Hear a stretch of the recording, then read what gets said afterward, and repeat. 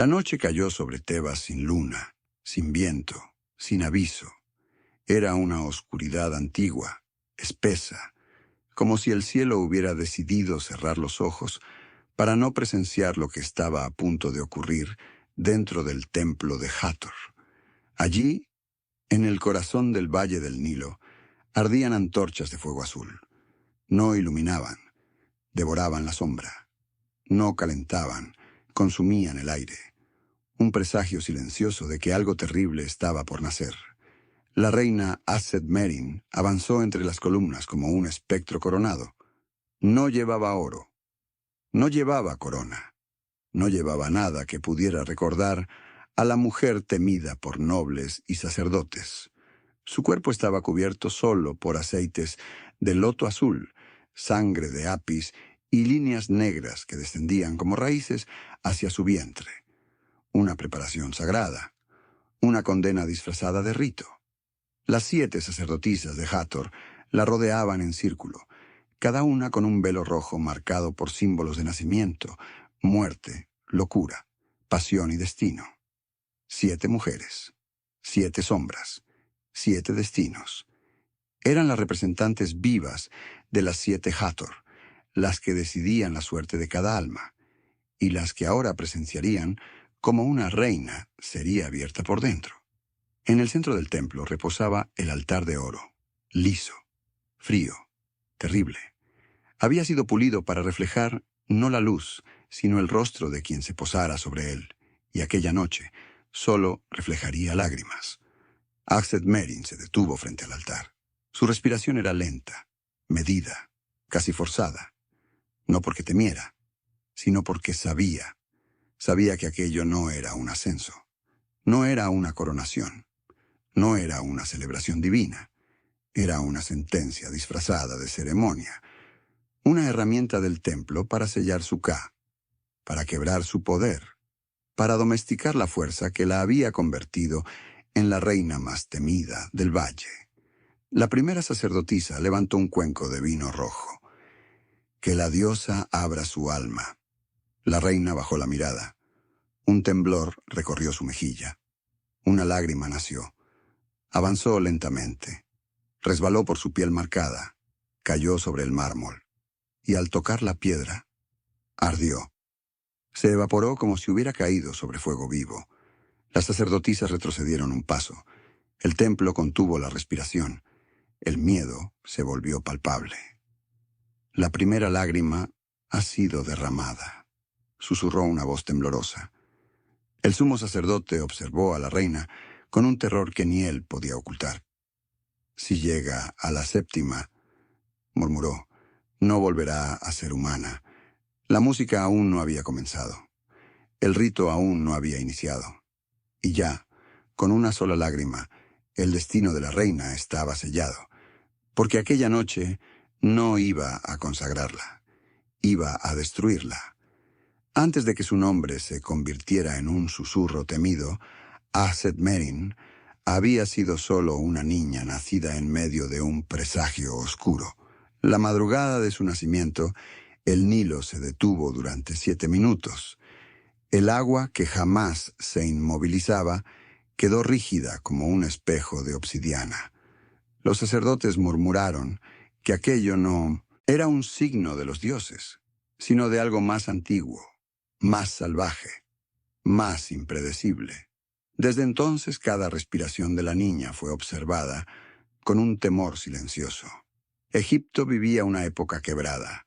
Las cosechas fallaban. Las plagas viajaban entre los campos como ejércitos invisibles. El clero de Amón y el clero de Hathor se disputaban territorios espirituales, y cada uno buscaba control, influencia, dominio. En medio de aquella tensión surgió una figura inesperada. La heredera Aset-Merin. Su madre murió cuando ella era pequeña. Su padre, el faraón, murió en circunstancias nunca explicadas. Un accidente, dijeron. Un destino divino, insistieron. Una eliminación necesaria, susurró el pueblo.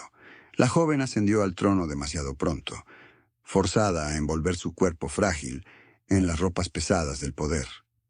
Pero algo dentro de ella comenzaba a crecer. Un Ka que no obedecía reglas, que no respondía a ritos, que se manifestaba en ráfagas violentas de energía. Había noches en las que las lámparas estallaban cuando ella alzaba la voz. Había días en los que la gente afirmaba sentir un peso en el aire cuando pasaba cerca. La consideraban bendita y maldita. En los mercados, el pueblo la nombraba la hija de Hathor.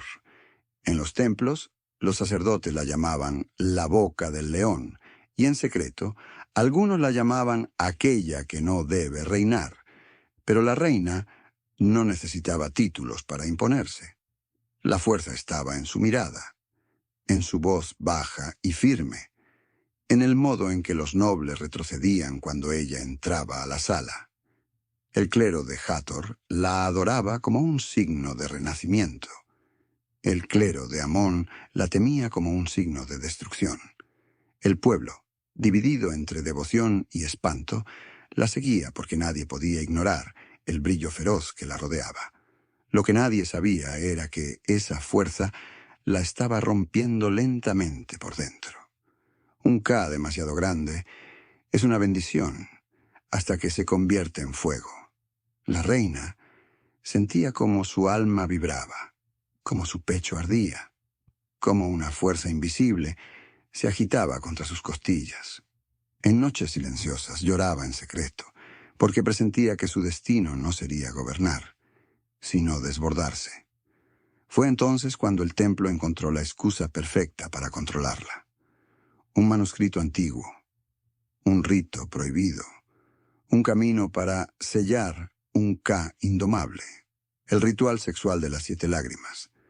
Una ceremonia tan antigua que solo quedaban fragmentos, un acto capaz de absorber, dominar, quebrar o encerrar un alma poderosa. Los sacerdotes lo presentaron como forma de proteger al reino, pero la verdad era otra. El templo quería a la reina sometida, debilitada, moldeada a su imagen. El pueblo aceptó sin comprender. Los nobles celebraron sin saber. La reina obedeció sin temer. Porque Aksed-Merin no sabía que ese ritual no fue creado para coronar a una diosa, sino para destrozar a una mujer. Las antorchas comenzaron a prepararse. Las sacerdotisas ensayaron los cantos. El clero selló las puertas, y la reina, sin sospechar lo que estaba por ocurrir, caminó hacia un destino hecho de fuego azul y lágrimas que no debían caer. Desde el primer día de su reinado, Aksed-Merin entendió que no gobernaba un reino, sino un campo de batalla invisible. 2 fuerzas se enfrentaban en silencio, midiendo cada movimiento, cada palabra, cada respiración suya, como si fuera la señal que esperaban para atacar. La primera fuerza era ella, la joven reina con un Ka tan intenso que parecía expandirse con cada emoción. Era impulsiva, feroz, brillante. Sus órdenes no necesitaban repetirse. Su sola presencia bastaba para imponer silencio en los salones del palacio. Muchos la alababan por ello, otros la temían, y algunos, los más peligrosos, querían destruirla. Aksed-Merin no buscaba veneración, solo quería reinar con justicia, solo quería ser dueña de sí misma, pero el poder que llevaba dentro la hacía parecer más que humana. Y por eso, todos querían controlarla. La segunda fuerza era el templo, frío, cauteloso, paciente como una serpiente envuelta en lino dorado. Los sacerdotes observaban a la reina desde lejos, como si estudiaran una tormenta que no podían predecir. Medían la vibración de su Ka en cada aparición pública. Analizaban sus discursos como si contuvieran señales sobrenaturales, y cada vez que ella se irritaba, cada vez que su voz se quebraba, cada vez que una lámpara explotaba en el aire, repetían la misma frase entre ellos. No está preparada para reinar. Su alma se desborda. La tensión creció cuando la reina comenzó a tomar decisiones sin consultar al clero. Protegió aldeas que habían sido abandonadas. redistribuyó grano para evitar hambrunas, cuestionó impuestos del templo que drenaban la riqueza del pueblo. Eso fue imperdonable. El templo no perdona la independencia. El templo no tolera que alguien reclame poder fuera de su control. Y Aset-Merin, sin saberlo, estaba pisando terreno sagrado. A puertas cerradas, el clero discutió su destino. Unos querían destituirla, otros proponían un accidente. Unos pocos, los más fanáticos, pidieron eliminarla antes de que su Ka creciera aún más.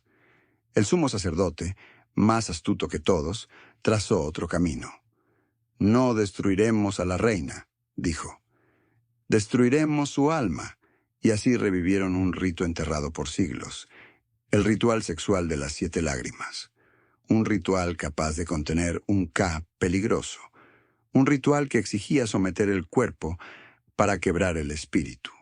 Un ritual tan brutal que ninguna reina lo había sobrevivido en generaciones. Aset-Merin no sabía nada de eso. Solo sabía que su alma ardía más cada día.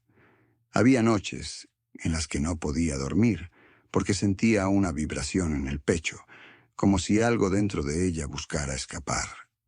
Había días en los que las sombras parecían moverse cuando respiraba, y había instantes, breves pero aterradores, en los que sentía que su alma era demasiado grande para su cuerpo.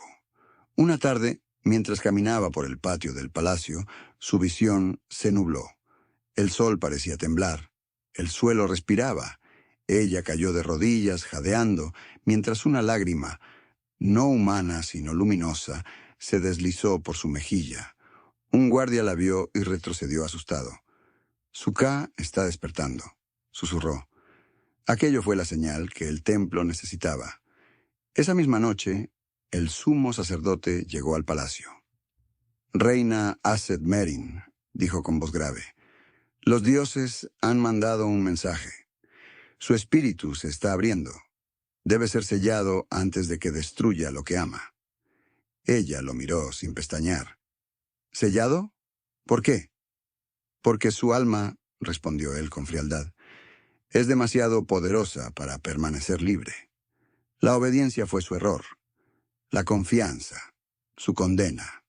El ritual, su destino». Mientras los sacerdotes preparaban las cámaras sagradas, la lucha entre dos fuerzas, la reina indomable y el templo que la temía, llegaba a su punto de ruptura, porque Aset-Merin quería reinar como humana, pero el templo estaba decidido a convertirla en algo menos, o en nada. El templo se transformó en una maquinaria silenciosa, precisa, despiadada. Cada sacerdote conocía su papel. Cada sacerdotisa recitaba un canto prohibido. Cada antorcha ardía con un fuego azul que no calentaba, sino que advertía. El ritual sexual de las 7 lágrimas no era una celebración, era un arma espiritual, y Aset-Merin, sin saberlo, caminaba hacia ella como quien avanza hacia un abismo cubierto de oro. Durante 7 días, la prepararon para la ceremonia. El primer día, lavaron su cuerpo con natrón y mirra, dejando su piel áspera, vulnerable, casi sensible al tacto del aire. El segundo, la ungieron con aceite de loto azul hasta que su respiración se volvió lenta, profunda, pesada, como si cada inhalación la llevara a un sueño del que no podría escapar. El tercero, marcaron su espalda con líneas negras que representaban las 7 emociones que debía atravesar: miedo, deseo, culpa, poder, dolor, unión y sellado. El cuarto, le dieron vino rojo mezclado con resinas para abrir su Ka. El quinto, la aislaron en una cámara sin luz, obligándola a enfrentar su propia sombra. El sexto, le quitaron las joyas, ropas, perfumes y símbolos reales, dejándola solo con su piel, como si ya no fuera reina, sino sacrificio. El séptimo, la hicieron llorar. Fue un accidente, o eso dijeron después. Una sacerdotisa dejó caer una lámpara. El sonido retumbó en la cámara. Un fragmento de barro le rozó la pierna. Nada grave. nada mortal, pero el dolor fue suficiente para arrancar de su ojo una lágrima tibia. Esa lágrima cayó sobre la piedra. Esa piedra tembló, y el aire se estremeció. Una sacerdotisa gritó: «Ha derramado la primera lágrima antes del rito». Los sacerdotes corrieron hacia el sumo sacerdote. Él palideció, porque sabía lo que significaba. Una lágrima derramada antes del inicio abría el Ka prematuramente, y un Ka abierto demasiado pronto se vuelve indomable. Aquella fue la primera señal de que el ritual no debía continuar. Pero el templo no escuchaba señales, escuchaba miedo, escuchaba ambición, escuchaba la posibilidad de controlar a la reina más poderosa de Egipto. El sumo sacerdote ordenó seguir adelante. No importa. El rito la quebrará igualmente. Aset-Merin no protestó. Creyó que aquella lágrima era solo una reacción. Creyó que el ritual la ayudaría a contener el fuego que sentía en el pecho. Creyó porque nunca imaginó que quienes la guiaban habían decidido su destino mucho antes que ella. Esa misma noche, mientras los sacerdotes preparaban el altar de oro, ocurrió el segundo error. Un escriba encontró un fragmento perdido del papiro original del ritual. Lo leyó con el ceño fruncido. Un verso que nadie había visto completo. Solo una reina con Ka, debilitado, puede llorar 7 veces sin romperse. El escriba sintió un escalofrío. Corrió hacia el sumo sacerdote. Le mostró el fragmento. El sumo sacerdote lo leyó. Guardó silencio.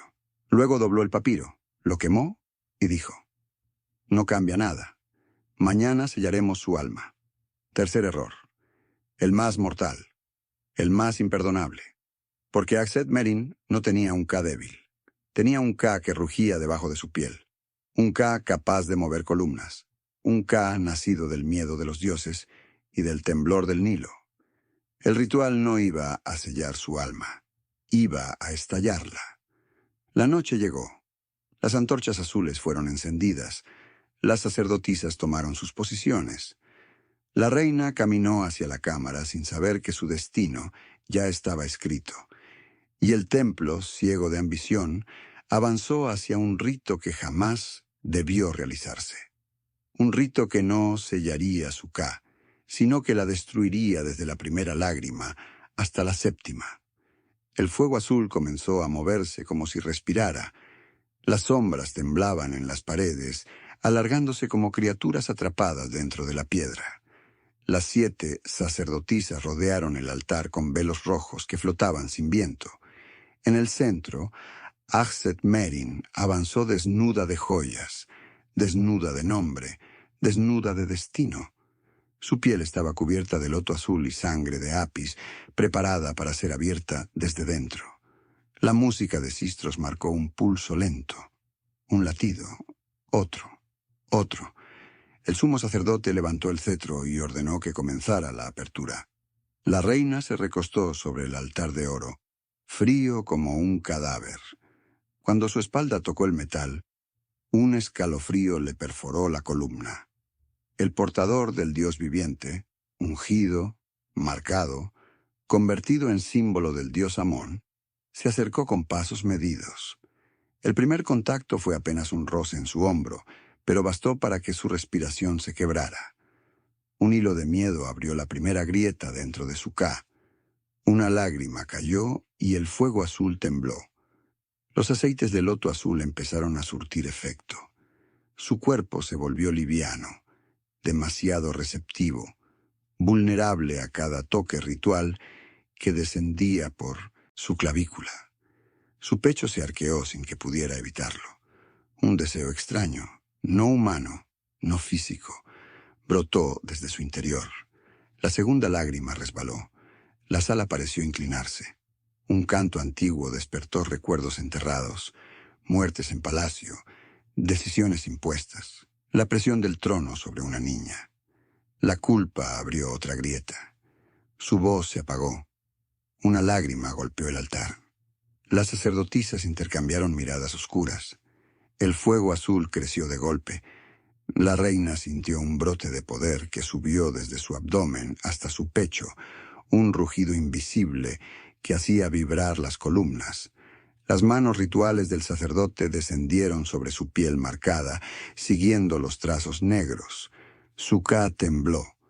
Explotó en un pulso que recorrió la sala. El altar se agrietó cuando la siguiente lágrima cayó brillando como oro líquido.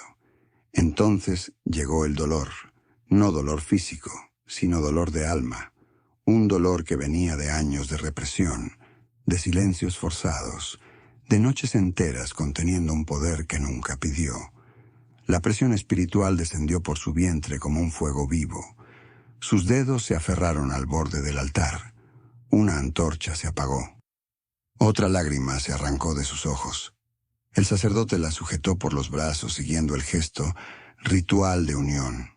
Sus cuerpos no se unieron como humanos, sino como canales, como conductores de una fuerza ajena. La energía estalló entre ellos. Las sacerdotisas cantaron con voces que parecían desgarrar el aire. El fuego azul subió hasta el techo. La reina sintió su ka escapándose, desbordándose, rompiendo su forma. Una luz blanca llenó su visión. Una lágrima más se desprendió como un hilo de luz. Fue entonces cuando el templo comprendió su error. Aset Merin no estaba siendo sellada. Estaba siendo liberada. El aire se tensó cuando el punto máximo del rito se acercó. Su ka ya no obedecía. Se sacudía dentro de ella como una bestia. Las antorchas estallaron en chispas. Los velos de las sacerdotisas flotaron como si un huracán invisible atravesara la sala. El altar tembló bajo el peso de una energía que jamás debió despertar. La reina arqueó la espalda en un movimiento imposible. Un grito que no parecía humano salió de su garganta. Su ka, roto, expandido, ingobernable, explotó en un pulso que devoró la luz. La última lágrima cayó y el templo entero se apagó. Oscuridad total. Silencio absoluto. Ningún dios respondió. Ningún sacerdote respiró. La reina seguía sobre el altar, pero ya no era humana. Su ka se había fracturado más allá de todo sello, y Egipto, aunque aún no lo sabía, acababa de perder no solo a una reina, sino a la única alma capaz de contener aquella tormenta. El amanecer llegó sin canto de pájaros, sin brisa, sin el rumor habitual del Nilo. Fue un amanecer inmóvil, extraño, como si el sol ascendiera con cautela, temiendo iluminar lo que había ocurrido en la oscuridad del templo. La noche anterior había sido un ritual, una apertura, una implosión. Pero lo que quedó después no era la coronación de una diosa. Era el cuerpo de una mujer quebrada en silencio. Aset Merin despertó sin despertar del todo. Sus ojos se abrieron, pero no miraban. Su respiración existía, pero no pertenecía a su cuerpo. La piel que antes brillaba con aceites ahora estaba fría, tensada como si cada poro intentara cerrarse para protegerla. Sus labios temblaban con un aire que entraba y salía en intervalos cortos, irregulares, como si cada exhalación fuera un esfuerzo. El ka, esa energía que la había convertido en la reina más temida del valle, ya no ardía, no brillaba, no rugía. Se había fragmentado, dispersado dentro de ella como vidrios rotos. Cada fragmento cortaba un espacio distinto de su alma. El ritual no la había sellado. La había quebrado donde ningún dios podía alcanzarla. Los sacerdotes la observaron con una mezcla incómoda de fascinación y terror. No había sangre suficiente para justificar la debilidad. No había herida visible que explicara el temblor constante de sus manos. Pero algo en el aire cambiaba cuando se acercaban. Una presión invisible, pesada, casi insoportable, como si la energía de la reina se expandiera y contrajera impulsos desordenados, intentando escapar de un cuerpo que ya no podía contenerla. Una sacerdotisa murmuró con la voz quebrada: «La energía sigue aquí. No se apagó, no se calmó, solo Se rompió, y eso era peor que cualquier maldición. El olor del loto azul, antes dulce y embriagador, ahora flotaba mezclado con un aroma agrio, casi metálico, como flores que se pudren demasiado rápido. Sus ojos, que un día brillaban con una intensidad aterradora, estaban ahora cubiertos por un velo opaco. Pero de vez en cuando un destello extraño cruzaba su mirada, un brillo irregular, como un rayo atrapado dentro de un frasco. No era vida, no era muerte. Era un K mal cerrado que intentaba huir. El templo decidió esconder la verdad. La encerraron en una cámara profunda. Apagaron todas las lámparas. Cerraron la piedra desde fuera. Pero la oscuridad no detuvo nada. En la penumbra, la reina empezó a temblar. Primero suave, luego más fuerte. No eran espasmos del cuerpo. Eran pulsos del K que buscaba romper su prisión, como una tormenta atrapada que golpea desde dentro. Su respiración se aceleró. Su pecho se alzó como si algo lo empujara desde dentro. Una lágrima. Otra descendió por su rostro. No era parte del ritual. Era un desgarro involuntario, una reacción de un alma que entendía que algo horrible había ocurrido. Afuera los sacerdotes se reunieron. Discutían en susurros cortos, tensos. El ritual debía destruir su fuerza. El ritual multiplicó lo que no debía existir. Ya no es reina. Es algo más, algo que no podemos controlar. El sumo sacerdote cerró los ojos. Sentía el pulso irregular del K incluso a través de los muros. Un ritmo enfermo. Un corazón espiritual roto. Una amenaza que no podían matar, porque no estaba viva de manera normal. Entonces comprendieron la ironía brutal. La ceremonia creada para destruir el peligro había creado uno mayor.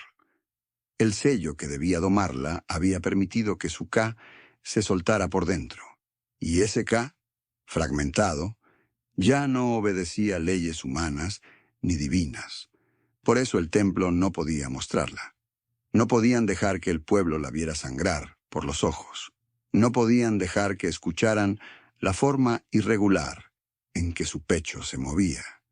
No podían permitir que supieran que la reina temida, la reina poderosa, la reina imposible, ahora era un cuerpo frágil atrapado en un alma que intentaba matarla desde dentro.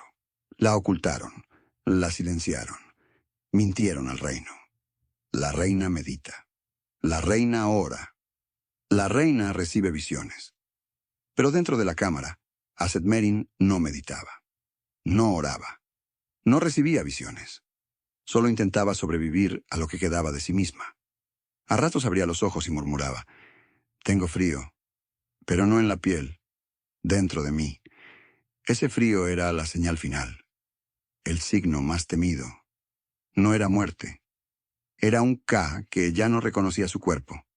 El templo, al fin, lo entendió. El ritual no había sellado a la reina. El ritual la había convertido en un eco vivo, una chispa maldita, un espíritu atrapado en carne. Y ahora no sabían cómo apagar aquello que habían encendido. El silencio dentro del templo comenzó a volverse insoportable. Un silencio vivo. Un silencio que pesaba. Un silencio que acusaba. Nadie se atrevía a entrar en la cámara donde Aset-Merin agonizaba con los ojos abiertos. Nadie quería ser testigo de lo que el ritual había creado. Afuera, los pasillos estaban llenos de murmullos, pasos contenidos, respiraciones que parecían temblar. La reina todavía no estaba muerta, pero tampoco seguía viva. Era una presencia, un resto, un eco que no sabía cómo desvanecerse. El rumor empezó en los sirvientes. Pasó luego a los guardias. Por último, llegó a oídos del pueblo. La reina sangra por los ojos.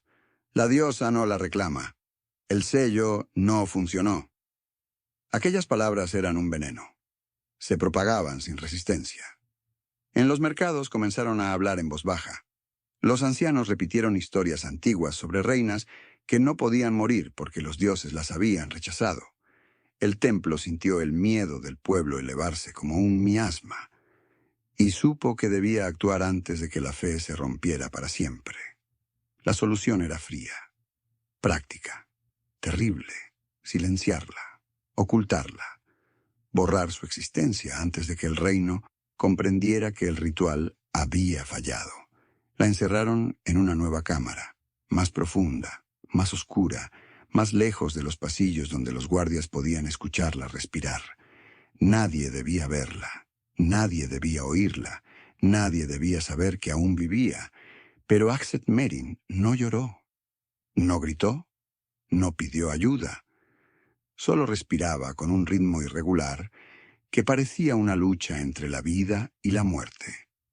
A veces su cuerpo se tensaba, como si algo dentro de ella intentara escapar. A veces se quedaba inmóvil, tan quieta que cualquiera habría jurado que ya no estaba. El Ka roto seguía empujando desde dentro, tratando de encontrar una salida que no existía. Una madrugada, el sumo sacerdote entró en secreto.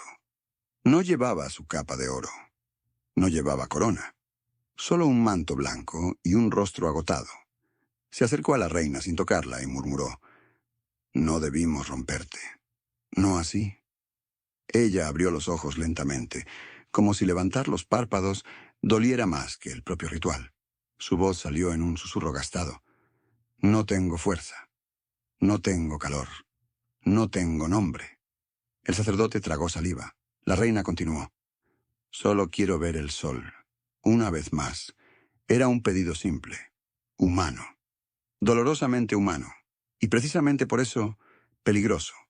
Si el pueblo la veía, vería su estado, vería la mentira del templo, vería que la diosa esperada no había nacido, que el sello no había funcionado, que el rito había roto algo que no podía repararse. Pero negarle la luz era condenarla a morir en la sombra, y negarle la muerte era permitir que su Ka fragmentado siguiera atormentándola. Después de un largo silencio, el sacerdote asintió. Una vez, solo una vez, no más. La llevaron al patio interior antes del amanecer. La cubrieron con velos para que ningún sirviente reconociera su figura.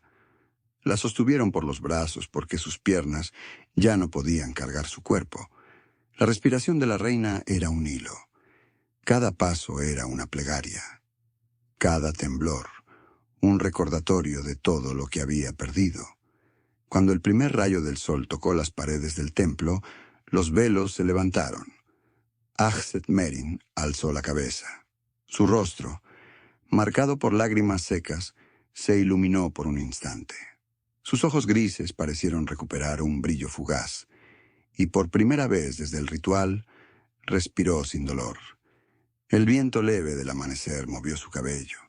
La luz dorada rozó su piel. Ella cerró los ojos y murmuró: «Ahora sí, puedo irme». El sacerdote quiso responder, pero no alcanzó a hacerlo. El cuerpo de la reina se relajó. Su pecho dejó de levantarse. Su sombra se contrajo en el suelo y cayó, suavemente, como si la luz la hubiera deshecho por dentro. Nadie gritó, nadie lloró. Solo hubo un silencio inmenso, final, absoluto. Así murió Akseth Merin, primero en el ritual, luego frente al sol. La mujer murió 2 veces, la reina 3, la diosa nunca llegó a existir. Y el templo, temblando por dentro, comprendió que no había enterrado un cuerpo, sino una culpa que jamás podría borrar.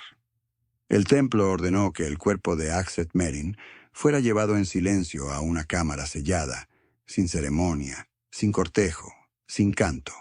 No querían honores, no querían memoria, querían borrar, querían limpiar el error, querían fingir que la reina más temida del valle nunca había existido, pero las paredes, que habían presenciado su fuerza, su llanto, su caída, guardaron el eco de cada respiración rota que ella dejó atrás. Afuera, Egipto continuó moviéndose con la misma lentitud de siempre. El Nilo siguió fluyendo. Los mercados siguieron abriendo sus puestos. Los campesinos siguieron mirando el cielo en busca de presagios. Nadie sospechaba que bajo la piedra, oculta a plena vista, yacía la mujer que había sido moldeada para convertirse en diosa y quebrada para convertirse en silencio. El templo intentó reconstruir la narrativa. Achset-Merin murió en paz. Achset-Merin se entregó a la diosa.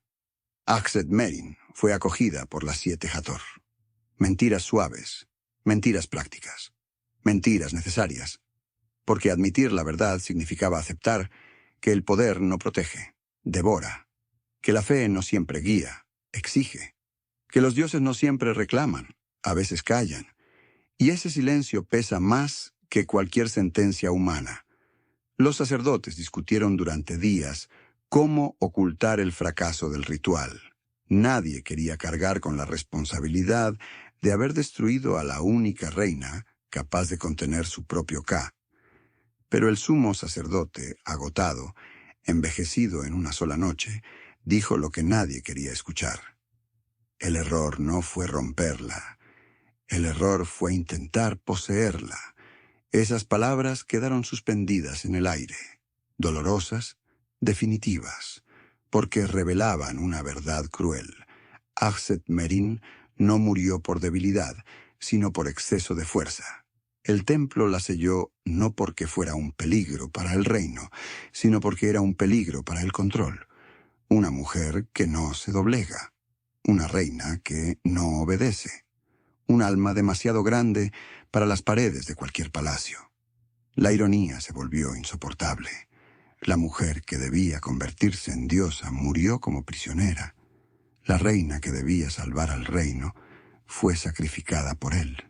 El ritual creado para consagrarla terminó sellando su tumba, y las lágrimas que debían engrandecer su Ka fueron las mismas que lo destruyeron. Los años pasaron, los sacerdotes envejecieron, los escribas murieron, los testigos desaparecieron, pero algunos fragmentos sobrevivieron. Un dibujo incompleto en una pared, un papiro quemado que menciona la 7ª lágrima, un susurro en los mercados de Tebas sobre una reina que lloró 7 veces. Y cada vez que alguien encontraba uno de esos restos, algo se movía bajo la piedra. No era el cuerpo de Achset-Merin, era su eco, su presencia, su injusticia. La historia no perdona la ironía, y la ironía de Achset-Merin fue esta. No murió por romper un ritual. Murió porque el ritual nunca estuvo hecho para salvarla. En cada época, en cada reino, en cada rincón del mundo, siempre hay una mujer obligada a cargar con un mito demasiado pesado. Una mujer cuya fuerza se convierte en amenaza. Una mujer a la que el poder teme más que a los dioses. Una mujer convertida en símbolo, usada, moldeada, sacrificada, para sostener estructuras que jamás la protegieron. Achset-Merin fue esa mujer, y su lágrima final, la lágrima que cayó cuando vio el sol por última vez, pesa más que cualquier corona, más que cualquier templo, más que cualquier reino, porque no fue lágrima de miedo, ni de dolor, ni de culpa. Fue una lágrima de verdad. Una verdad que el templo intentó sepultar, pero que el tiempo siempre devuelve a la superficie. El poder paga su deuda, pero la paga con cuerpos ajenos. Y tú, que ahora conoces su destino, debes decidir qué pesa más: ¿la gloria del mito o la vida de quienes fueron destruidas para sostenerlo? La respuesta no cambia la historia, pero sí revela quiénes somos ante ella. El templo guarda silencio. Las paredes, que fueron testigo de su caída, ya no murmuran. El aire, que alguna vez vibró con su Ka, se ha vuelto pesado, inmóvil, casi enfermo. Debajo de la piedra, donde nadie quiere mirar, yace el cuerpo de Achset-Merin, la reina temida, la mujer rota, la diosa que nunca nació. La luz que pidió ver una última vez se apagó dentro de ella sin llamas ni resistencia, como si hubiese entendido demasiado tarde que su corona no era un honor, sino una trampa. No hay estatuas para ella, no hay himnos, no hay sacerdotes que pronuncien su nombre, Solo quedan 7 manchas secas en el altar, restos de lágrimas que jamás debieron caer. Nadie las limpia, nadie se atreve a tocarlas. Nadie quiere recordar que un templo entero sacrificó a una mujer para sostener un mito que ya estaba muriendo, porque esa es la verdad incómoda. No murió por pecado, no murió por desobediencia, no murió por impureza. Murió porque era demasiado poderosa para ser controlada. Murió porque su Ka era más grande que el miedo del templo. Murió porque el ritual, ese rito prohibido, brutal, exigía romper a alguien para que los demás siguieran creyendo. Y ahora te pregunto a ti, ¿cuántas historias como esta han sido enterradas bajo el peso de un altar? ¿Cuántas reinas fueron convertidas en advertencia? ¿Cuántas mujeres fueron sacrificadas para proteger un poder que nunca las protegió? ¿Cuántos templos siguen vivos gracias a vidas que jamás eligieron ofrecer? Mira la historia a los ojos. Escucha lo que te susurra. Recuerda lo que intentaron borrar. Porque la reina murió, sí, pero su eco sigue aquí. Su injusticia sigue ardiendo. Su nombre sigue reclamando un lugar que el templo quiso negarle. Y tú, que has escuchado su tragedia hasta el final, tienes que decidir qué harás con esta verdad. ¿La enterrarás, como hicieron ellos? ¿O la guardarás para que ninguna reina vuelva a morir en nombre de un Dios que nunca habló? La ironía es brutal.